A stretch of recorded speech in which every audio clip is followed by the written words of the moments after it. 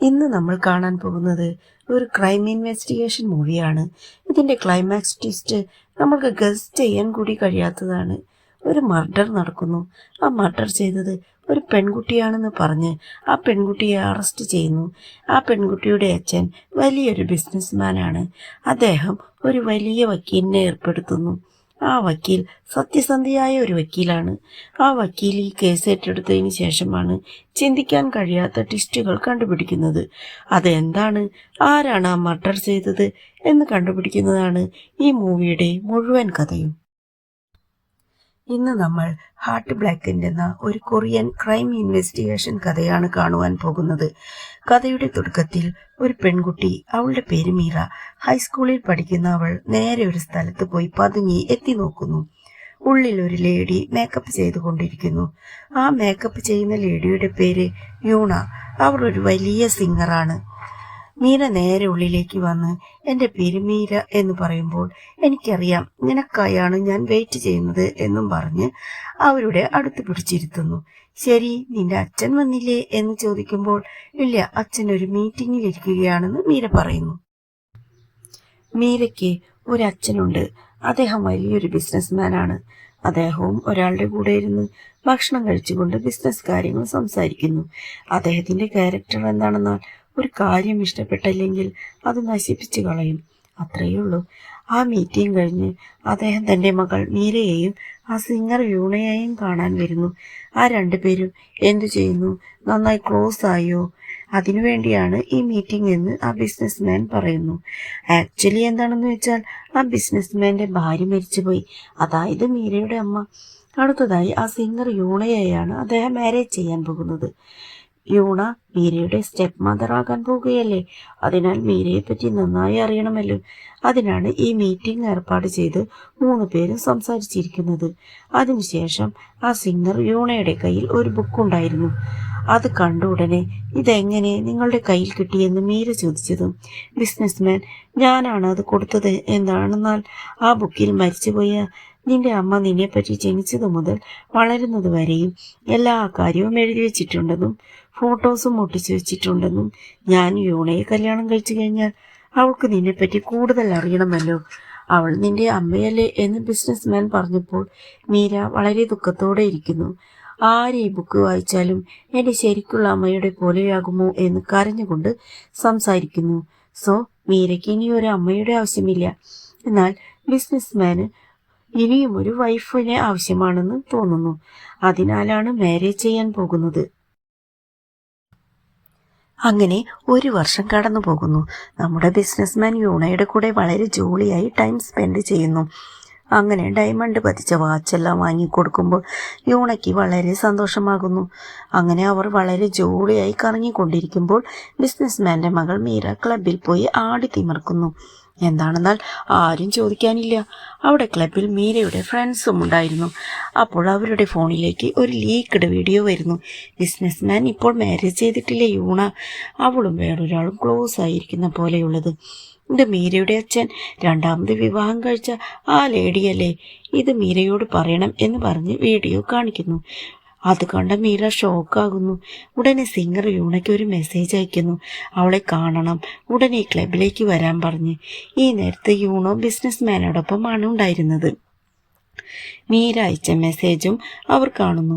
അപ്പോൾ യൂണ ബിസിനസ്മാന്റെ അടുത്ത്, നിങ്ങളുടെ മകൾ എനിക്ക് മെസ്സേജ് അയച്ചിട്ടുണ്ട്, മീറ്റ് ചെയ്യണമെന്ന് പറഞ്ഞ്. എന്താണ് പറയുന്നത്, സത്യമാണോ? എനിക്ക് എൻ്റെ മകളെ എത്ര ഇഷ്ടമാണെന്നോ, അവൾക്ക് വേണ്ടി ഞാൻ എന്ത് വേണമെങ്കിലും ചെയ്യും. എന്നാൽ അവളുടെ അടുത്തുള്ള ഒരു കാര്യം, അവൾ നിന്നെ മനസ്സിലാക്കിയില്ല എന്നുള്ളതാണ്. എന്നാൽ അവൾ തന്നെ നിനക്ക് മെസ്സേജ് അയച്ചു എന്നതിനർത്ഥം അവൾ നിന്നെ മനസ്സിലാക്കി എന്നാണ്. നീ പോയി അവളോട് നന്നായി സംസാരിക്കൂ, 2 പേരും തമ്മിൽ നല്ല പോലെ മനസ്സിലാക്കുക. അപ്പോഴാണ് നമ്മൾ 3 പേരും നല്ല ഫാമിലിയായി സന്തോഷത്തോടെ ഇരിക്കുവാൻ കഴിയുള്ളൂ എന്ന് ബിസിനസ്മാൻ പറയുന്നു. ശരി, ഞാൻ പോയി സംസാരിക്കാമെന്ന് യൂണയും പറയുന്നു. എന്നിട്ട് അവർ ക്ലബിലേക്ക് വരുന്നു. അപ്പോൾ മീര നല്ലപോലെ കുടിച്ച് ഫിറ്റായിരിക്കുന്നു. അപ്പോൾ യൂണ അവളെ മീറ്റ് ചെയ്യുന്നു. അവർ തമ്മിൽ എന്ത് സംസാരിച്ചുവെന്നോ എന്ത് സംഭവിച്ചുവെന്നോ അപ്പോൾ കാണിക്കുന്നില്ല. അപ്പോൾ തന്നെ സീൻ മാറുന്നു. മീരയുടെ വീടിൻ്റെ പാർക്കിങ്ങിലോട്ടാണ് പിന്നീട് കാണിക്കുന്നത്. അവിടെ മീരയും യൂണയും നിൽക്കുന്നു. അവിടെ എന്ത് നടക്കുന്നുവെന്നും അപ്പോൾ കാണിക്കുന്നില്ല. പെട്ടെന്ന് നടു റോഡിൽ ഒരു കാർ വളരെ മോശമായി ഓടിക്കൊണ്ടിരിക്കുന്നു. വരുന്ന വണ്ടികളെയെല്ലാം ഇടിച്ചു നശിപ്പിച്ച് കൊണ്ടിരുന്നു. ഇത്രയ്ക്ക് മോശമായി ആരാണ് കാർ ഓടിക്കുന്നതെന്ന് നമ്മൾക്കിപ്പോൾ കാണിക്കുന്നില്ല. അങ്ങനെ രാത്രി 2:30 മണിയാകുന്നു. ഗവൺമെൻറ് ലോയേഴ്സ് എല്ലാം മദ്യപിച്ചു കൊണ്ടിരിക്കുകയാണ്. അപ്പോൾ ടി വിയിൽ ബ്രേക്കിംഗ് ന്യൂസ് വന്നുകൊണ്ടിരിക്കുന്നു. നോക്കുമ്പോൾ ഫേമസ് സിംഗറായ യോണ തൻ്റെ വീടിൻ്റെ പാർക്കിംഗ് ലോട്ടിൽ മരിച്ചു കിടക്കുന്നുവെന്ന് ന്യൂസ് വരുന്നു. ഇത് അവിടെ ഇരുന്ന് നോക്കുന്ന ഒരു ഗവൺമെൻറ് ലോയർ, അയാളുടെ പേര് കിം. അയാൾ ഉടനെ സംഭവം നടന്ന സ്ഥലത്തേക്ക് പോകാൻ തുടങ്ങുന്നു. കാരണം മരിച്ചുപോയ യൂണോ ബിസിനസ്മാൻ്റെ വൈഫാണ്. ടെക്നിക്കലായി അല്ല, അവർ വേറെ വേറെയാണ് താമസിക്കുന്നത്. എങ്കിലും അവർ വൈഫിനെ പോലെയാണ് ബിസിനസ്മാൻ കാണുന്നത്. അവർ ഒരുമിച്ചാണ് കറങ്ങുവാൻ പോകുന്നതല്ല.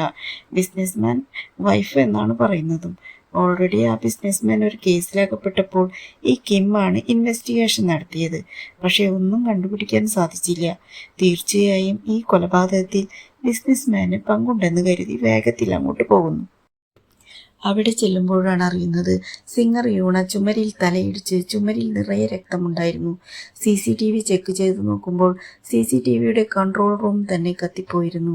അതുകൊണ്ട് ഇത് ഒരു പ്ലാൻഡ് മർഡറാണെന്ന് മനസ്സിലാക്കുന്നു. CCTV ഇല്ലാതെ ഇവിടെ നടന്നത് എന്തായിരിക്കുമെന്ന് ചിന്തിക്കുമ്പോൾ കിം എന്നാൽ ഗവൺമെൻറ് ലോയർ അവിടെ പാർക്കിംഗ് ലോട്ടിൽ നിറയെ കാറുകൾ പാർക്ക് ചെയ്തിട്ടുണ്ട്. തീർച്ചയായും ആ കാറുകളിൽ ഡാഷ് ക്യാമറ ഉണ്ടാകും. ആ കാറുകൾ ചെക്ക് ചെയ്യുവാൻ ഇറങ്ങുന്നു. അടുത്ത ദിവസം ഒരു മോശം രീതിയിൽ കാർ ഓടിച്ചു പോയിരുന്നില്ലേ? ആ കാർ പോലീസ് പിടിക്കുന്നു. ആ കാർ ഓടിച്ചിരുന്നത് ആരാണെന്നാൽ നമ്മുടെ ബിസിനസ്മാൻ്റെ മകൾ മീരയാണ്. മീരയെ അറസ്റ്റ് ചെയ്ത് കസ്റ്റഡിയിൽ വയ്ക്കുന്നു. മീരയെ കാണുവാൻ അവളുടെ അച്ഛൻ ബിസിനസ്മാൻ മീരയുടെ അടുത്ത് വന്ന് യൂണ മരിച്ചുവെന്നും മോളെ നിങ്ങൾക്കിടയിൽ എന്താണ് സംഭവിച്ചത്, സത്യം മാത്രം പറയൂ, ഞാൻ നിന്നെ രക്ഷിക്കാമെന്ന് പറയുന്നു. അപ്പോൾ മീര പറയുന്നു, ഞാൻ നല്ലപോലെ മദ്യപിച്ചിരുന്നു അച്ഛാ, അതുകൊണ്ട് എനിക്കൊന്നും ഓർമ്മ കിട്ടുന്നില്ല. അതുമാത്രമല്ല ആ പെണ്ണിനു വേണ്ടി എന്തിനാണ് എന്നോട് ചോദ്യങ്ങൾ ചോദിക്കുന്നത് എന്ന് പറഞ്ഞ് ദേഷ്യപ്പെടുന്നു. ബിസിനസ്മാനും എന്ത് ചെയ്യണമെന്നറിയില്ല. മരിച്ചുപോയ യൂണയ്ക്ക് ഫ്യൂണറൽ നടത്തുന്നു. ബിസിനസ്മാൻ യൂണയെ ഓർത്ത് വളരെയധികം ദുഃഖിക്കുന്നു. അതിനുശേഷം അന്വേഷണത്തിൽ അവസാനം മീരയാണ് യൂണയ്ക്ക് മെസ്സേജ് അയച്ച് മീറ്റ് ചെയ്യണമെന്ന് പറഞ്ഞിട്ടുള്ളത്. അതുകൊണ്ട് മീര തന്നെയായിരിക്കും ഈ കൊലപാതകം ചെയ്തിട്ടുള്ളത്. അതിനാൽ മീരയെ അറസ്റ്റ് ചെയ്ത് ജയിലിലിടുന്നു. മീരയുടെ അച്ഛൻ ബിസിനസ്മാൻ തൻ്റെ ആളുകളുടെ കൂടെ ഒരു മീറ്റിംഗ് നടത്തുന്നു. എല്ലാവരും മീരയെ എങ്ങനെ രക്ഷപ്പെടുത്താം എന്നാണ് സംസാരിക്കുന്നത്. അപ്പോൾ ബിസിനസ്മാൻ്റെ ഡ്രൈവർ ഒരാൾ മീരയുടെ ലാപ്ടോപ്പ് കൊണ്ടുവന്ന് കാണിക്കുന്നു. അതിലൊരു ഗെയിം ഉണ്ട്. ആ സിംഗർ യൂണയെ പോലെ ഒരു ക്യാരക്ടറും നമ്മുടെ മീരയുടെ പോലെ ഒരു ക്യാരക്ടർ ആ സിംഗർ യൂണയെ പോലെയുള്ള ക്യാരക്ടറിനെ കൊല്ലുന്നത്.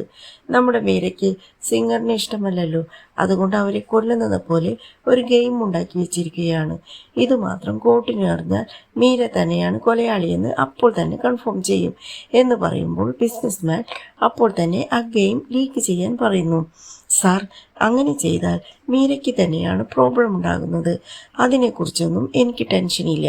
നമ്മുടെ കമ്പനിയുടെ ഷെയർ വാല്യൂ വളരെ കൂടും. അതാണ് നമുക്ക് പ്രധാനം. ഞാൻ പറയുന്നത് മാത്രം ചെയ്യൂ എന്ന് ബിസിനസ്മാൻ പറയുന്നു. അയാളുടെ സ്വന്തം മകൾ ജയിലിലായിട്ടും അതിനെക്കുറിച്ച് ഓർക്കാതെ ഇപ്പോഴും അയാളുടെ ബിസിനസ്സിനെ കുറിച്ചാണ് ചിന്തിക്കുന്നത്. അയാൾ വിചാരിച്ചാൽ കൊറിയയിലുള്ള മുഴുവൻ ലോയേഴ്സിനെയും കോണ്ടാക്ട് ചെയ്ത് അയാളുടെ മകളെ രക്ഷിക്കാൻ എന്തെങ്കിലും മാർഗം കാണാം. എന്നാൽ എന്താണ് ചെയ്യുന്നതെന്ന് ലോയർ ചോയ് എന്നവരെ നിയമിക്കുന്നു. ആ ലോയർ കുറച്ച് കഷ്ടപ്പാടുകളുള്ള ആളാണ്, എങ്കിലും സത്യസന്ധയാണ്. ഈ കേസ് അവരുടെ പക്കൽ വന്നയുടൻ അവർ ജയിലിൽ പോയി മീരയെ കാണുന്നു. മീരയോട് എന്താണ് നടന്നതെന്ന് അന്വേഷിക്കുമ്പോൾ ഒന്നും ഓർമ്മയില്ല, ഞാൻ നല്ല പോലെ മദ്യപിച്ചിരുന്നുവെന്നും സിംഗർ യൂണയോട് ഞാൻ വരാൻ പറഞ്ഞ് മെസ്സേജ് അയച്ചിരുന്നു, അത് ഓർമ്മയിലുണ്ട്.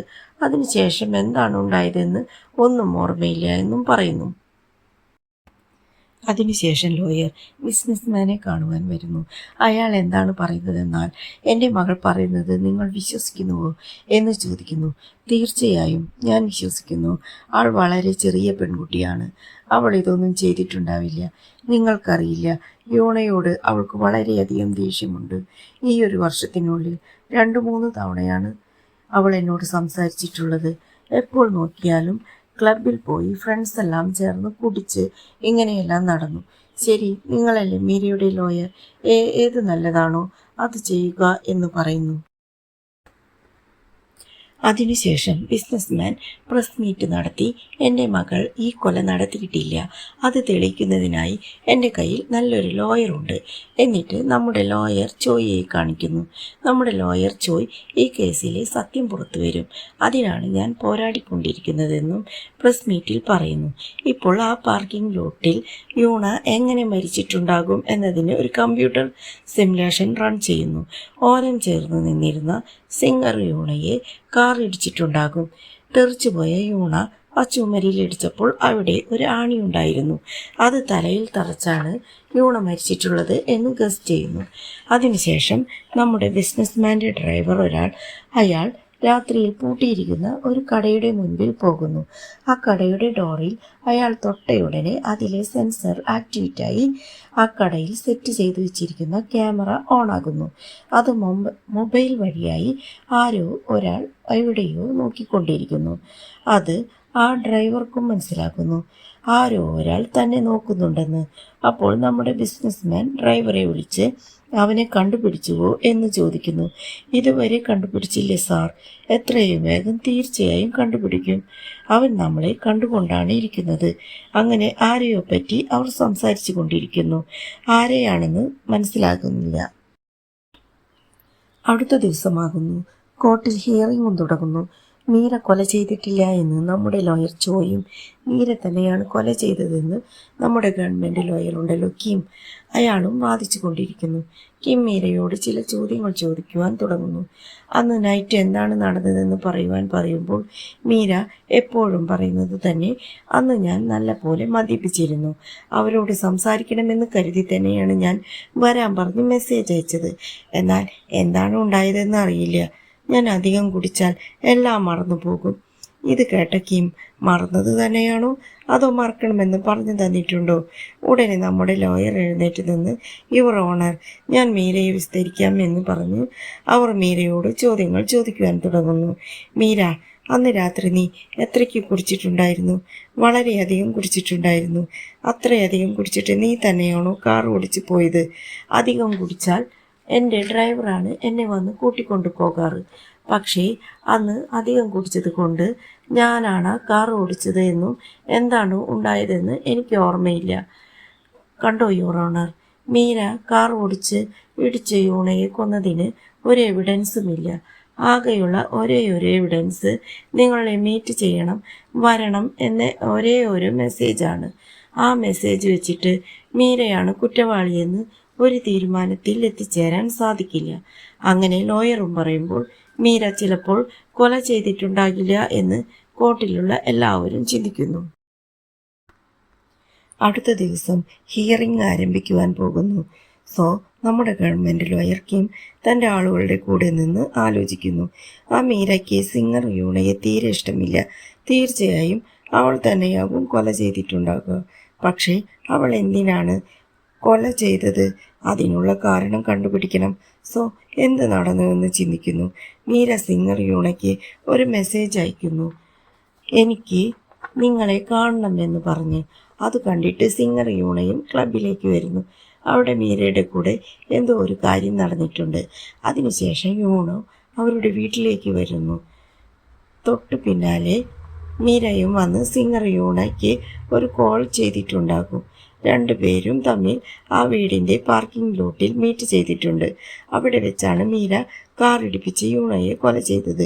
കൊല ചെയ്യാൻ മാത്രം മീരയ്ക്ക് ഒരു മോട്ടീവ് ഉള്ള പോലത്തെ സംഭവമുണ്ടെങ്കിൽ നന്നായിരിക്കുമെന്ന് ആലോചിക്കുമ്പോഴാണ് ഒരാൾ പറയുന്നത്, ആ ക്ലബിലേക്ക് സിംഗർ യൂണ വന്നിരുന്നല്ലോ. അപ്പോൾ യൂണോയും മീരയും തമ്മിൽ ഭയങ്കര വഴക്കുണ്ടായിരുന്നു. അത് മീരയുടെ ഒരു ഫ്രണ്ട് കണ്ടിട്ടുണ്ടെന്നും സോ ആ ഫ്രണ്ടിനെ നമ്മൾ കൂട്ടിക്കൊണ്ട് വന്ന് സാക്ഷി പറയണം എന്ന് പറയുന്നു. അടുത്ത ദിവസം കോർട്ടിലേക്ക് മീരയുടെ ഫ്രണ്ടിനെ കൂട്ടിക്കൊണ്ടുവരുന്നു. എന്താണ് നടന്നതെന്ന് ചോദിക്കുമ്പോഴാണ് നമുക്ക് മനസ്സിലാകുന്നത്, ആ സിംഗർ യൂണയുണ്ടല്ലോ ക്ലബിലേക്ക് വന്നു. അവിടെ മീരയെയും കാണുന്നു. രണ്ടുപേരും തമ്മിൽ ഒരു ബാത്റൂമിൽ സംസാരിച്ചു കൊണ്ടിരിക്കുന്നു. ഇതെല്ലാം മീരയുടെ ഫ്രണ്ട് ഒളിച്ചിരുന്ന് കണ്ടുകൊണ്ടിരിക്കുന്നു. മീര ആ സിംഗറിനെ നോക്കി, നീ ഭയങ്കര ആളു തന്നെയാണ്. നിന്റെ ഒരു വീഡിയോ ലീക്കായിട്ടുണ്ട് അറിയുമോ? അത് എൻ്റെ അച്ഛൻ്റെ അടുത്ത് കാണിച്ചാൽ എന്താവും അവസ്ഥ എന്നറിയുമോ? അതാണോ കാര്യം? ഇത്രയേ ഉള്ളൂ. അച്ഛൻ്റെ അടുത്ത് നീ വീഡിയോ കാണിച്ചോളൂ, കാണട്ടെ. ഓൾറെഡി നിന്റെ അച്ഛനോട് ഞാൻ എല്ലാ സത്യവും പറഞ്ഞിട്ടുണ്ട്. എല്ലാം അറിഞ്ഞാണ് നിന്റെ അച്ഛൻ എന്നെ മാരേജ് ചെയ്തത്. അദ്ദേഹത്തിന് വേണമെങ്കിൽ നാണം കെട്ട ഒരു ഭാര്യ ഉണ്ടെങ്കിൽ സന്തോഷത്തോടെ സ്വീകരിച്ചോളൂ. പക്ഷേ എനിക്ക് ഇങ്ങനെ ഒരു നാണം കെട്ട ഒരു അമ്മ ആവശ്യമില്ല എന്ന് പറഞ്ഞ് മീരയും ആ സിംഗറും തമ്മിൽ അടികൂടാൻ തുടങ്ങുന്നു. ആളുകൾ വന്ന് തടയുന്നുണ്ടായിരുന്നു. ആ അടിയിൽ മീര ഇട്ടിരുന്ന ഡ്രസ്സിലെ ഒരു മുത്ത് അടർന്ന് വീണിരുന്നു. അത് എവിഡൻസായി കോർട്ടിലേക്ക് ആ ഫ്രണ്ട് കൊണ്ടുവന്ന് കാണിക്കുന്നു. സോ മരിച്ചുപോയ സിംഗറിൻ്റെ കൂടെ മീര അടികൂടിയെങ്കിൽ തീർച്ചയായും മീര സിംഗറിനെ കൊന്നിട്ടുണ്ടാകും എന്ന് കോർട്ടിൽ എല്ലാവരും ചിന്തിക്കുന്നു. പിന്നെ നമ്മുടെ സിംഗറുടെ ലീക്കായ ഒരു വീഡിയോ ഉണ്ടല്ലോ, അതും കോർട്ടിൽ പ്ലേ ചെയ്യുമ്പോൾ ബിസിനസ്മാനും ഉണ്ടായിരുന്നു. കോർട്ടിൽ അദ്ദേഹം അപ്പോൾ വല്ലാതാകുന്നു. അതിനുശേഷം ഹിയറിംഗ് എല്ലാം കഴിഞ്ഞ് ആ ഗവൺമെൻറ് ലോയറിനെ ബിസിനസ്മാൻ തനിച്ച് കാണുന്നു. പ്ലീസ് എൻ്റെ വൈഫിൻ്റെ വീഡിയോ ഇനി ആർക്കും കാണിക്കല്ലേ എന്ന് പറയുന്നു. സാർ, നിങ്ങളുടെ മകളെ എങ്ങനെയെങ്കിലും രക്ഷിക്കണമെന്ന് പറയുവാനാണ് നിങ്ങൾ എന്നെ കാണാൻ വന്നത് എന്ന് ഞാൻ വിചാരിച്ചപ്പോൾ മരിച്ചുപോയ ആ സിംഗറിന് വേണ്ടിയാണല്ലോ സംസാരിക്കുന്നത്.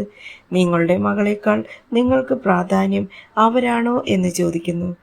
നോക്കൂ സാർ, ഈ കേസിൽ ഏതാണോ സത്യം അത് തീർച്ചയായും പുറത്തു വന്നിരിക്കുമെന്ന് പറഞ്ഞ് കിം അവിടെ നിന്ന് പോകുന്നു. അപ്പോൾ നമ്മുടെ ലോയർ വീട്ടിൽ ഈ കേസിനെ പറ്റിയാണ് ചിന്തിച്ചിരിക്കുന്നത്. ലോയറിന് ഒരു ഫ്രണ്ടുണ്ട്.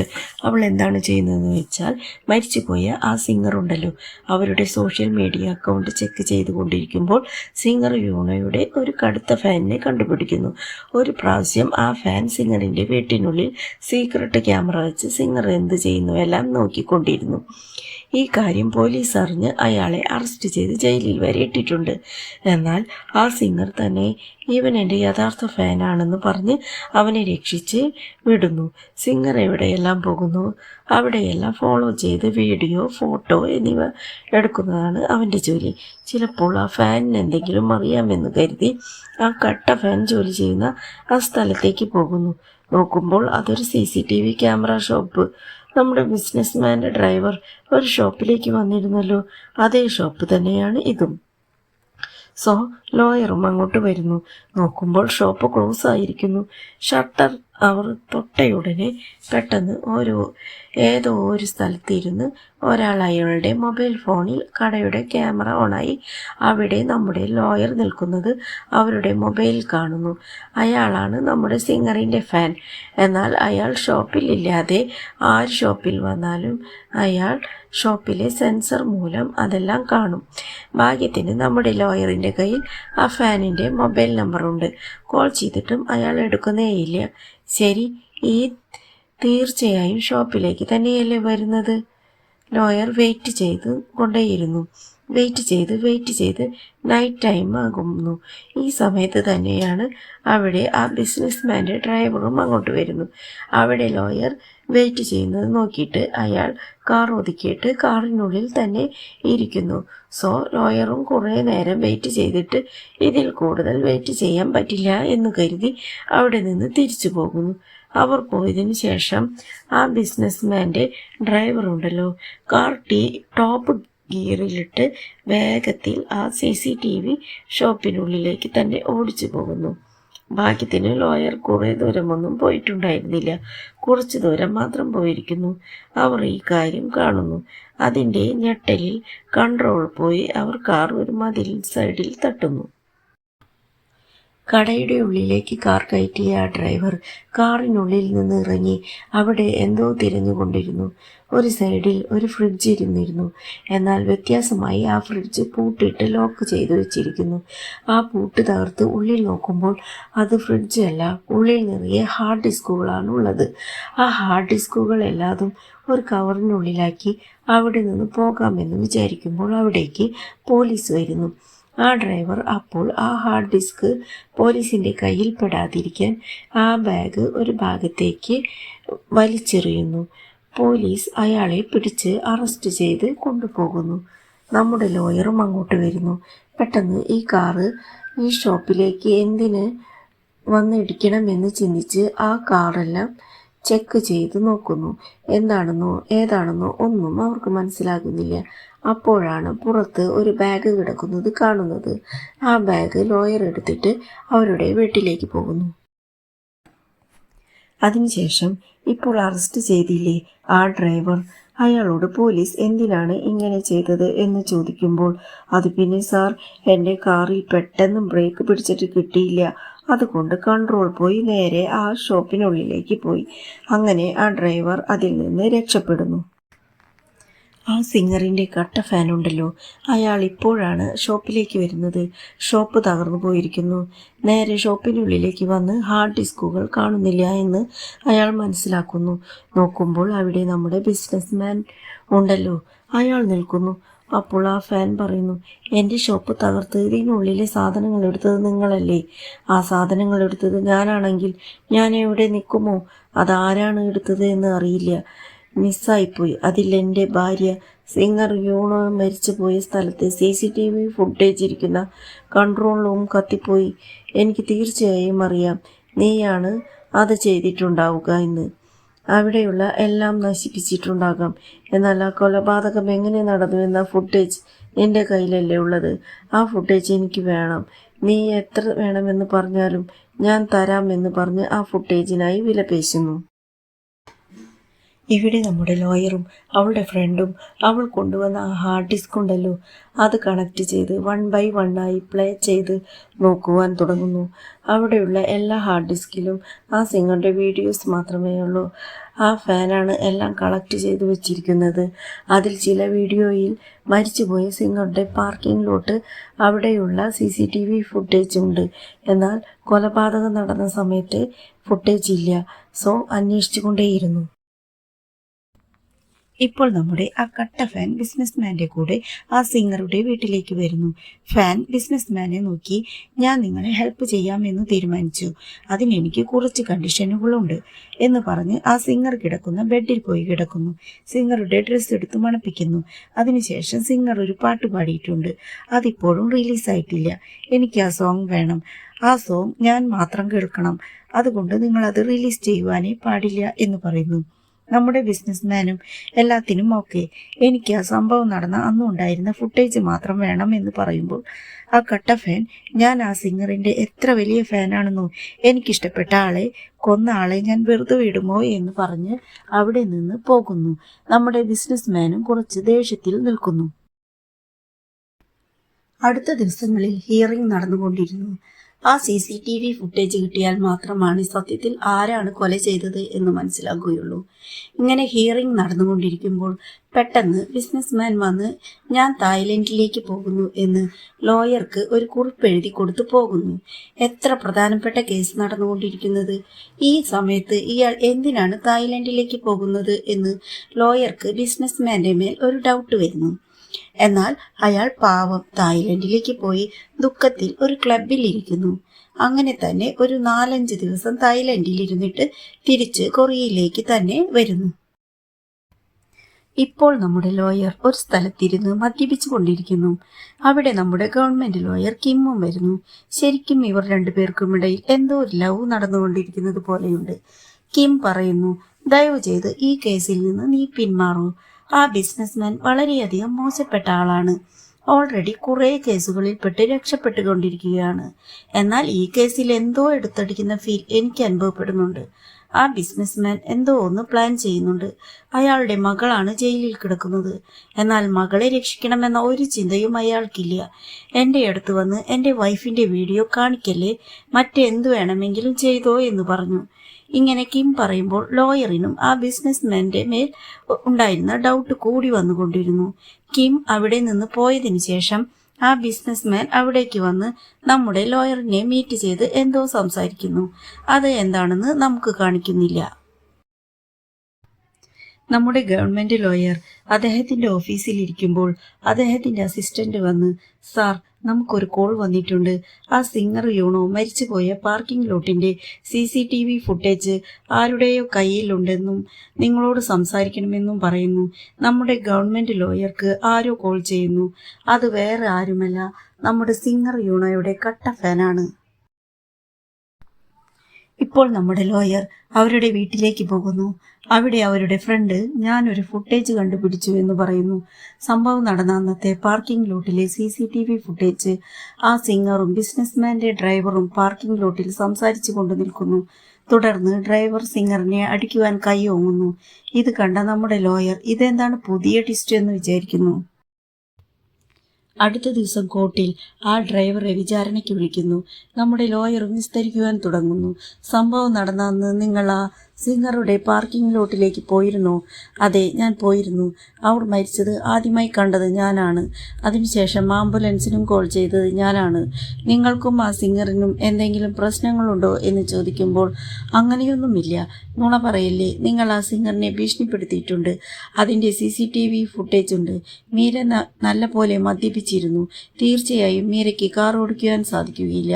നിങ്ങളായിരിക്കും മീരയുടെ കാർ ഓടിച്ചു പോയി സിംഗറിനെ ഇടിച്ച് കൊലപ്പെടുത്തി എന്ന് പറയുമ്പോൾ ഞാൻ എന്തിനാണ് ഇതെല്ലാം ചെയ്യുന്നത്? അതുകൊണ്ട് എനിക്ക് എന്ത് ലഭിക്കാനാണ് എന്ന് ചോദിക്കുമ്പോഴാണ് നമ്മുടെ ലോയറിൻ്റെ അടുത്ത് ബിസിനസ്മാൻ എന്തോ ഒരു കാര്യം പറഞ്ഞിരുന്നില്ലേ, അത് ഇപ്പോഴാണ് നമുക്ക് മനസ്സിലാകുന്നത്. നമ്മുടെ സിംഗർ യൂണോയ്ക്ക് ബിസിനസ്മാൻ വളരെ കോസ്റ്റ്ലിയായ ഡയമണ്ട് വാച്ച് പ്രൈസായി കൊടുത്തിരുന്നു. ആ വാച്ച് ആരോ വിൽക്കുന്നതിനായി ട്രൈ ചെയ്തിട്ടുണ്ട്. ആ കടയുടമ നമ്മുടെ ബിസിനസ്മാനെ കോൾ ചെയ്ത് പറഞ്ഞിരുന്നു. ആരാണെന്നറിയില്ല, സിംഗറിന് ഞാൻ കൊടുത്ത വാച്ച് മോഷ്ടിച്ച് വിൽക്കാൻ ശ്രമിക്കുന്നു എന്ന് ബിസിനസ്മാൻ പറഞ്ഞിട്ടുണ്ടായിരുന്നു. ആ കാര്യവും CCTV ഫുട്ടേജിൽ സിംഗറിനോട് വഴക്കു കൂടുന്നതും മാച്ച് ചെയ്ത് സിംഗറിൻ്റെ കയ്യിൽ നിന്ന് ആ വാച്ച് മോഷ്ടിച്ചത് നിങ്ങളാണ്. അത് സിംഗർ കണ്ടുപിടിച്ചു. അപ്പോൾ അവരോട് വഴക്കുകൂടി. ഇക്കാര്യം ബിസിനസ്മാനോട് പറയാതിരിക്കുന്നതിന് കാർ കയറ്റി കൊല ചെയ്തിരിക്കുന്നു. ഇതെല്ലാം ചെയ്തത് നിങ്ങളല്ലേ എന്ന് പറയുമ്പോൾ ആ ഡ്രൈവർ ദേഷ്യത്തോടെ അതെ, ഞാൻ തന്നെയാണ് കൊന്നതെന്ന് അലറിപ്പറയുന്നു. ശരിക്കും സിംഗറിനെ കൊന്നത് ബിസിനസ്മാന്റെ ഡ്രൈവറാണെന്ന് കണ്ട് കേസ് ക്ലോസ് ചെയ്യാമെന്ന് വിചാരിക്കുമ്പോൾ നമ്മുടെ ഗവൺമെൻറ് ലോയർ കിം എഴുന്നേറ്റ് നിന്ന് ഇതെല്ലാം ശരിക്കും ഡ്രാമയാണെന്നും ബിസിനസ്മാൻ തൻ്റെ മകളെ രക്ഷപ്പെടുത്തുന്നതിന് വേണ്ടി ഭംഗിയായി പ്ലാൻ ചെയ്തിട്ടുള്ളതാണ്.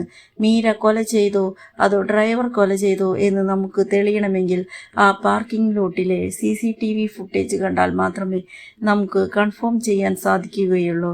ഉടനെ ജഡ്ജ് കൺട്രോൾ റൂം കത്തി നശിച്ചുവെന്ന് പറഞ്ഞില്ലേ, എങ്ങനെയാണ് ആ ഫുട്ടേജ് കാണുവാൻ സാധിക്കുന്നത് എന്ന് ചോദിക്കുമ്പോൾ ഫുട്ടേജ് ഉണ്ട് യുവർ ഓണർ. മരിച്ചുപോയ സിംഗറുടെ ഫാൻ ഒരാളുണ്ട്. അയാളുടെ കയ്യിൽ ഫുട്ടേജ് ഉണ്ട്. അതെടുത്തിട്ട് ഇങ്ങോട്ട് വന്നുകൊണ്ടിരിക്കുന്നു എന്ന് പറയുമ്പോൾ അത് കേട്ട ഡ്രൈവറും ബിസിനസ്മാനും ഷോക്കാകുന്നു. ശരി, ആ ഫാൻ ഫുട്ടേജ് എടുത്ത് കൊണ്ടുവരുന്നതിന് എല്ലാവരും വെയിറ്റ് ചെയ്യുന്നു. ഇപ്പോൾ നമ്മുടെ ബിസിനസ്മാൻ നമ്മുടെ ലോയറിനെ തനിച്ച് പുറത്തേക്ക് കൂട്ടിക്കൊണ്ടുവന്ന് ഇവിടെ എന്താണ് നടക്കുന്നത്? ഓ അതാണോ സാർ, എൻ്റെ കയ്യിൽ ഒരു ഫുട്ടേജ് ഉണ്ടായിരുന്നു. അതിൽ ഡ്രൈവർ ആ സിംഗറിനോട് വഴക്കുകൂടിക്കൊണ്ടിരുന്നു. ഞാൻ ഡ്രൈവറെ പറ്റിയല്ല ചോദിച്ചത്. ഇവിടേക്ക് ഒരുത്തൻ വന്നുകൊണ്ടിരിക്കുന്നുവല്ലോ, അവൻ ഇങ്ങോട്ട് വരാൻ പാടില്ല. നീ പെട്ടെന്ന് അവനെ തടയണം, അല്ലെങ്കിൽ എല്ലാം തകരും എന്ന് പറഞ്ഞ് വളരെ നെർവസ് ആകുന്നു. നമ്മുടെ ലോയറിനും ഒന്നും മനസ്സിലാകുന്നില്ല. പെട്ടെന്ന് നമ്മുടെ ബിസിനസ്മാനും അദ്ദേഹത്തിന്റെ ആളുകളും പാർക്കിംഗ് ലോട്ടിലേക്ക് പോകുന്നു. അങ്ങോട്ട് ആ ഫാൻ വരുന്നു. അയാളെ പിടികൂടി എടാ, നിന്നോട് ഞാൻ എന്താണ് പറഞ്ഞത്? എന്തു വേണമെങ്കിലും തരാമെന്ന് പറഞ്ഞില്ലേ? എല്ലാതും തരാമെടാ. ആ ഫുട്ടേജ് എൻ്റെ കയ്യിൽ തരാൻ പറഞ്ഞാൽ നീ ഇവിടെ കോർട്ടിലേക്ക് കൊണ്ടുവന്നിരിക്കുന്നു. എന്താണെന്നാൽ ഞാൻ ആ സിംഗറിന്റെ യഥാർത്ഥ ഫാനാണ്. യഥാർത്ഥ കൊലയാളിയെ ജയിലിലേക്ക് അയക്കാതെ ഞാൻ വിടില്ല എന്ന് പറഞ്ഞ് കോർട്ടിനുള്ളിലേക്ക് പോകാൻ ശ്രമിക്കുമ്പോൾ എന്നാൽ പാർക്കിംഗ് ലോട്ടിൽ വെച്ച് തന്നെ അയാളെ ബലമായി പിടിച്ച് അയാളുടെ കയ്യിൽ നിന്ന് പെൻഡ്രൈവ് മേടിക്കാമെന്ന് വിചാരിക്കുമ്പോൾ അത് നമ്മുടെ ലോയറിന്റെ കയ്യിലേക്ക് എടുത്തെറിയപ്പെടുന്നു. ലോയറിന്റെ കയ്യിലാണ് ഇപ്പോൾ പെൻഡ്രൈവ് ഉള്ളത്. അപ്പോൾ ബിസിനസ്മാൻ വന്ന് മര്യാദയ്ക്ക് ആ പെൻഡ്രൈവ് തരൂ സാർ, ആ ഡ്രൈവർ തന്നെയാണ് തീർച്ചയായും കൊല ചെയ്തിട്ടുണ്ടാവുക. അപ്പോൾ ഡ്രൈവർ ജയിലിലേക്ക് പോകും, നിങ്ങളുടെ മകൾ പുറത്തു വരും, അതെല്ലാം ഞാൻ നോക്കിക്കൊള്ളാം എന്ന് പറഞ്ഞ് പെൻഡ്രൈവ് ലോയറിന്റെ കയ്യിൽ നിന്ന് തട്ടിപ്പറിച്ച് തന്റെ പോക്കറ്റിലിട്ട് കോർട്ടിനുള്ളിലേക്ക് പോകുന്നു. ആ കട്ട ഫാനെ അടിച്ച് അവിടെ നിന്ന് ഓടിക്കുന്നു. അതുകൊണ്ട് അയാൾ കോർട്ടിലേക്ക് വന്നില്ല. അതുകൊണ്ട് അടുത്ത ദിവസത്തേക്ക് കേസ് വയ്ക്കാമെന്ന് സംസാരിച്ചു കൊണ്ടിരിക്കുമ്പോൾ നമ്മുടെ ലോയർ വളരെ നല്ലവളും സത്യസന്ധയുമാണല്ലോ. അവർ നേരെ ഗവൺമെന്റ് ലോയറുടെ അടുത്ത് പോയി നടന്ന കാര്യങ്ങൾ പറയുന്നു. ഉടനെ ഗവൺമെന്റ് വക്കീൽ കോർട്ടിന്റെ പാർക്കിംഗ് ലോട്ടിലെ CCTV ഫുട്ടേജ് ജഡ്ജിനെ കാണിക്കുന്നു. ഫുട്ടേജ് കൊണ്ടുവന്ന ആ ഫാനിനെ ഈ ബിസിനസ്മാനും അയാളുടെ ആളുകളും അടിച്ച് ആ ഫുട്ടേജ് തട്ടിപ്പറിച്ചെടുത്തിരിക്കുന്നു. ഇയാളുടെ കയ്യിലാണ് ആ ഫുട്ടേജ് ഇരിക്കുന്നത്. അങ്ങനെ പറയുമ്പോൾ ജഡ്ജ് അത് കൊടുക്കുവാൻ പറയുന്നു. വേറെ വഴിയില്ലാതെ ബിസിനസ്മാൻ അത് കൊടുക്കുന്നു. ആ ഫുട്ടേജ് എല്ലാവരുടെയും മുൻപിൽ പ്ലേ ചെയ്ത് കാണിക്കുന്നു. ആ സിംഗറിന്റെ അപ്പാർട്ട്മെന്റിന്റെ പാർക്കിംഗ് ലോട്ട് സിംഗർ അവിടെ നിൽക്കുന്നു. അപ്പോൾ ഒരു കാർ വേഗത്തിൽ വന്ന് സിംഗറിനെ ഇടിക്കുന്നു. എന്നാൽ ആണിയിൽ അവരുടെ തലയൊന്നും ഇടിക്കുന്നില്ല, ജസ്റ്റ് താഴെ വീഴുന്നേയുള്ളൂ. അപ്പോൾ കാറിൽ നിന്ന് ഒരാൾ ഇറങ്ങുന്നു. അത് ബിസിനസ്മാനാണ്. അയാൾ താഴെ വീണ് കിടക്കുന്ന സിംഗറിനെ പിടിച്ച് ആണിയിൽ ഇടിച്ചിടിച്ച് ഭയങ്കരമായി ചീത്ത വിളിക്കുന്നു. അത്രയ്ക്ക് ദേഷ്യം ആ സിംഗറിനോടുണ്ടായിരുന്നു. അപ്പോൾ കോ പാസഞ്ചർ സീറ്റിൽ നിന്ന് നമ്മുടെ മീര ഇറങ്ങി വരുന്നു. ഉടനെ ബിസിനസ്മാൻ മര്യാദയ്ക്ക് വണ്ടിയിൽ കയറാൻ പറഞ്ഞ് ബഹളം വയ്ക്കുന്നു. അപ്പോൾ കാർ ഓടിച്ചു വന്നത് മിരയല്ല, ബിസിനസ്മാനാണ്. അയാളാണ് വണ്ടി ഇടിച്ചതും കൊല ചെയ്തതും. എല്ലാവർക്കും സത്യം മനസ്സിലാകുന്നു. ഇത് കണ്ട മീര തലകറങ്ങി വീഴുന്നു. സോ ബിസിനസ്മാൻ പിടിക്കപ്പെടുന്നു. ഗവൺമെന്റ് വക്കീൽ കിം വന്ന് ഈ കൊലപാതകം എന്തിനാണ് ചെയ്തത് എന്ന് എനിക്ക് ഗസ് ചെയ്യാൻ കഴിയുന്നുണ്ട്. എന്താണെന്നാൽ അന്നാണ് ആ സിംഗർ വേറൊരാളുടെ കൂടെ ക്ലോസ് ആയിരിക്കുന്ന വീഡിയോ ലീക്കായത്. അതിനെപ്പറ്റി ഓൾറെഡി നിങ്ങൾക്കറിയുമെന്ന് മീരയോട് ആ സിംഗർ പറഞ്ഞു. എന്നാൽ ശരിക്കും നിങ്ങൾക്ക് അതേപ്പറ്റി അറിയില്ല. ആ വീഡിയോ കണ്ട ഉടനെ നിങ്ങൾ വളരെ കോപിഷ്ഠനായി നിങ്ങൾ ലവ് ചെയ്യുന്ന, നിങ്ങൾ വൈഫ് എന്ന് പറഞ്ഞ് ചുറ്റിക്കറങ്ങിക്കൊണ്ടിരിക്കുന്ന ആ സിംഗറിനെ നിങ്ങളുടെ കൈകൊണ്ട് തന്നെ കൊന്നിരിക്കുന്നു. കറക്റ്റല്ലേ എന്ന് ചോദിക്കുമ്പോൾ ബിസിനസ്മാൻ ഒന്നും പറയാതെ ആൾ സറണ്ടർ ആകുന്നു.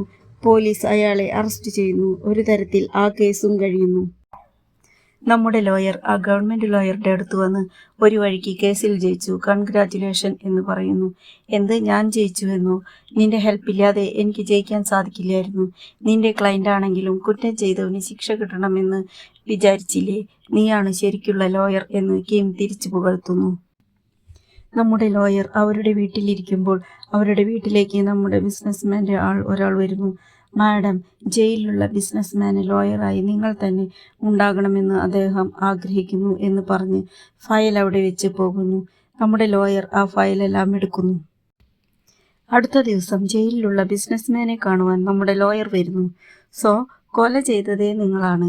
എന്നോട് സ്റ്റാർട്ടിങ്ങിൽ നിന്നേ നുണ പറഞ്ഞിരിക്കുന്നു. എന്നാൽ അത് കണ്ടുപിടിച്ച് നിങ്ങളെ ജയിലിലേക്ക് അയച്ചതേ ഞാനാണ്. എന്നിട്ട് നിങ്ങളുടെ ലോയറായി എന്നെ വെച്ചിരിക്കുന്നത് എന്തുകൊണ്ടാണ് എന്ന് ചോദിക്കുമ്പോൾ മറുപടിയായി ബിസിനസ്മാൻ ഒന്നും പറയാതെ വളരെ താങ്ക്സ് എന്ന് മാത്രം പറയുന്നു. ഇപ്പോൾ നമ്മുടെ ബിസിനസ്മാൻ്റെ മകളെ ആ ഡ്രൈവർ ഒരു അപ്പാർട്ട്മെൻറ്റിലേക്ക് കൊണ്ടുപോകുന്നു.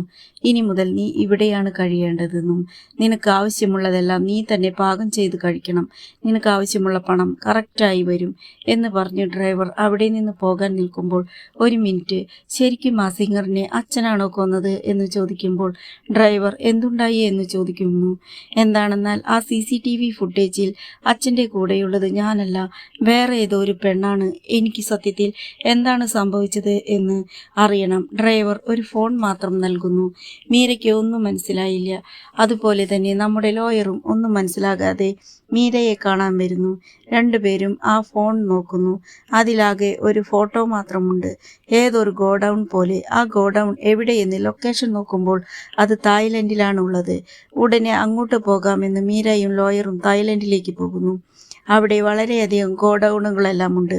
അതിൽ കറക്റ്റായ ഗോഡൗൺ കണ്ടുപിടിക്കുമ്പോൾ അത് ലോക്കായിരിക്കുന്നു. ആ ഡ്രൈവർ കൊടുത്ത ഫോണിനും പിന്നിൽ ഒരു താക്കോലുണ്ട്. അത് യൂസ് ചെയ്ത് ഓപ്പൺ ചെയ്ത് നോക്കുമ്പോൾ അത് വലിയ ഒരു ഗോഡൗൺ ആണ്. ഉള്ളിൽ ചുറ്റി നോക്കുമ്പോൾ പെട്ടെന്ന് മീര തേങ്ങി തേങ്ങി കരയുവാൻ തുടങ്ങുന്നു. നമ്മുടെ ലോയറും ഷോക്കായി മീരയെ കെട്ടിപ്പിടിച്ച് നിന്റെ അച്ഛനെ പോയി കാണാമെന്ന് പറഞ്ഞ് തിരിച്ച് സൗത്ത് കൊറിയയിലേക്ക് വന്ന് ജയിലിലുള്ള നമ്മുടെ ബിസിനസ്മാനെ കാണുവാൻ വരുന്നു. അപ്പോൾ ജയിലിൽ അദ്ദേഹം തൻ്റെ മകളെ കാണാൻ വരുന്നു. രണ്ടുപേരുടെയും ഇടയിൽ ഒരു ഗ്ലാസ് മാത്രമുണ്ട്. മീര തൻ്റെ അച്ഛനെ നോക്കി വിഷമത്തിൽ, എന്തിനാണ് അച്ഛാ ഇങ്ങനെ ചെയ്തത്? മീര, അച്ഛൻ്റെ കയ്യിൽ പണമുണ്ട്, പൊരുളുണ്ട്, എല്ലാമുണ്ട്. എന്നാൽ ഇതിലെല്ലാത്തിനേക്കാളും വില മതിപ്പുള്ളത് നീയാണ് മീര. നിനക്ക് വേണ്ടി ഞാൻ എന്ത് വേണമെങ്കിലും ചെയ്യും. അങ്ങനെ പറയുമ്പോൾ മീര വളരെയധികം വിഷമിച്ച് കരയുവാൻ തുടങ്ങുന്നു. അച്ഛാ പോകല്ലേ എന്ന് പറയുമ്പോൾ നമ്മുടെ ബിസിനസ്മാൻ, മീര കരയല്ലേ, ഓക്കെ ആയിരിക്കൂ, നിന്നെ കൊണ്ട് പറ്റിയാൽ ഇടയ്ക്കൊക്കെ എന്നെ വന്ന് കാണൂ, എനിക്കത് മാത്രം മതി എന്ന് പറഞ്ഞിട്ട് ബിസിനസ്മാൻ വിഷമത്തിൽ അവിടെ നിന്ന് പോകുന്നു. ഇപ്പോഴാണ് നമ്മളും ചിന്തിച്ചു കൂടെ നോക്കാത്ത ഒരു ട്വിസ്റ്റ് പുറത്തു വരുന്നത്. ആ ഫാൻ നമ്മുടെ ബിസിനസ്മാൻ്റെ അടുത്ത് യഥാർത്ഥത്തിലുള്ള ഫുട്ടേജ് കാണിക്കുന്നു. അതിലെന്താണ് നടക്കുന്നതെന്നാൽ നമ്മുടെ മീരയാണ് മദ്യപിച്ച് ബോധമില്ലാതെ സിംഗറിന്റെ മേൽ കാറിടിപ്പിച്ച് കൊലപ്പെടുത്തിയത്. ഇതാണ് ഒറിജിനൽ ഫുട്ടേജ്. ഇത് കണ്ട നമ്മുടെ ബിസിനസ്മാൻ വളരെയധികം വിഷമിക്കുന്നു. മരിച്ചുപോയ അയാളുടെ ഭാര്യയെ ഓർത്തും മകൾ കൊല ചെയ്തതിനാൽ ജയിലിലേക്ക് പോകേണ്ടി വരുമല്ലോ എന്നോർത്ത് രണ്ടുപേരെയും ഓർത്ത് വളരെയധികം വിഷമിക്കുന്നു. എന്തു ചെയ്തായാലും എൻ്റെ മകൾ രക്ഷപ്പെടണം. അതിനായി ഒരു മാസ്റ്റർ പ്ലാൻ തയ്യാറാക്കുന്നു. ഒരു ലോയറിനെ ഏർപ്പെടുത്തുന്നു. നമ്മുടെ ചോയ് തന്നെയാണ് അത്. അവർ അവരുടെ ഇഷ്ടത്തിന് ഇൻവെസ്റ്റിഗേഷൻ ചെയ്യട്ടെ എന്ന് വിചാരിച്ച് അവരുടെ വഴിക്ക് ഫ്രീ ആയി വിടുന്നു. അവരുടെ അടുത്തൊരു പ്ലാനും പറയുന്നില്ല. സിംഗറിന്റെ ഫാൻ യഥാർത്ഥ ഫുട്ടേജ് ബിസിനസ്മാന്റെ കയ്യിൽ കൊടുത്തിരുന്നു. ഇത് പുറത്തു വന്നാൽ എൻ്റെ മകൾക്കാണ് പ്രോബ്ലം എന്ന് പറഞ്ഞ് അദ്ദേഹം എന്ത് ചെയ്തു എന്നാൽ ഇടയ്ക്ക് ഒരു 2-3 നാൾ തായ്ലൻഡിലേക്ക് പോയിട്ട് വരാമെന്ന് ലോയറിനോട് പറഞ്ഞിട്ട് പോകുമല്ലോ. തായ്ലൻഡിലാണ് അദ്ദേഹത്തിന്റെ പ്ലാൻ നടപ്പാക്കുന്നത്. അവിടെ ഒരു ഗോഡൌൺ റെന്റിനെടുത്ത് മരിച്ചുപോയ സിംഗറിന്റെ അപ്പാർട്ട്മെന്റ് പാർക്കിംഗ് ലോട്ട് പോലെ ഒരു സെറ്റിംഗ് ചെയ്യുന്നു. എല്ലാം കറക്റ്റായി റെഡി ചെയ്ത് കറക്റ്റായ ക്യാമറ ആംഗിളിൽ CCTV ഫുട്ടേജ് പോലെ തന്നെ റെഡിയാക്കി നമ്മുടെ മീരയുടെ പോലെയും സിംഗറിന്റെ പോലെയും ആളുകളെ ഏർപ്പാട് ചെയ്ത് അവരെ വെച്ച് ആക്സിഡന്റ് നടക്കുന്ന പോലെ ബിസിനസ്മാൻ കാർ ഇടിച്ച് കൊല ചെയ്യുന്ന പോലെ ഒരു വീഡിയോ ഉണ്ടല്ലോ, അതേപോലെ ഫേക്ക് ആയ ഒരു വീഡിയോ ഉണ്ടാക്കുന്നു. ഈ ഫേക്കായ വീഡിയോ ഡയറക്റ്റായി കൊടുത്താൽ പ്രോബ്ലം ആകുമെന്നതിനാൽ ആ ഫാനിൻ്റെ കയ്യിൽ ഫേക്കായ വീഡിയോ കൊടുക്കുന്നു. ഫാൻ ഗവൺമെൻറ് ലോയറിനെ കോൾ ചെയ്ത് എൻ്റെ കയ്യിൽ ഫുട്ടേജ് ഉണ്ടെന്ന് പറയുന്നു. നമ്മുടെ ലോയറെയും തെറ്റിദ്ധരിപ്പിക്കാൻ ആ ഡ്രൈവർ കൊല ചെയ്ത പോലെയും ഷൂട്ട് ചെയ്യുന്നു. അതിനുശേഷം ആ ഫാൻ കോർട്ടിലേക്ക് വരുന്നു. നമ്മുടെ ബിസിനസ്മാനും ലോയറിന്റെ മുൻപിൽ നെർവസായ പോലെയും സീനിട്ട് പാർക്കിംഗ് ലോട്ടിൽ പോയി ആ ഫാനിന്റെ കയ്യിൽ നിന്ന് ആ പെൻഡ്രൈവ് വാങ്ങുന്നു. ഇതെല്ലാം നമ്മുടെ ബിസിനസ്മാൻ നടത്തിയ പ്ലാൻ ആയിരുന്നു. അദ്ദേഹം ഇങ്ങനെയെല്ലാം ചെയ്തതിനാലാണ് ഇയാൾ പെൻഡ്രൈവ് പിടിച്ച് പറിച്ചല്ലോ. അപ്പോൾ ഇതിലെന്തോ ഉണ്ട് എന്ന് കരുതി കോട്ട് പെൻഡ്രൈവ് നോക്കുമ്പോൾ ആ ഫേക്കായ വീഡിയോ കണ്ട് ബിസിനസ്മാനാണ് കൊല ചെയ്തത് എന്ന് എല്ലാവരും വിശ്വസിക്കുകയുള്ളൂ. ബിസിനസ്മാൻ തൻ്റെ മകൾ കൊല ചെയ്യുന്നതിനാൽ അവളെ രക്ഷിക്കുന്നതിനു വേണ്ടി ഫേക്കായ ഒരു CCTV ഫുട്ടേജ് തയ്യാറാക്കി. ഇപ്പോൾ അദ്ദേഹം ജയിലിരിക്കുന്നു. ഇതെല്ലാം അറിഞ്ഞിട്ടാണ് മീര തൻ്റെ അച്ഛനെ വിചാരിച്ച് വളരെയധികം ദുഃഖിക്കുന്നത്. നമ്മുടെ ലോയറും മനസ്സിലാക്കുന്നു തൻ്റെ മകൾക്ക് വേണ്ടി അച്ഛൻ ഇത്രയ്ക്കും ചെയ്തുവല്ലോ എന്ന്. നമ്മൾ ചിന്തിച്ചു നോക്കാത്ത ട്വിസ്റ്റോടുകൂടി ഈ കഥ ഇവിടെ കഴിയുന്നു.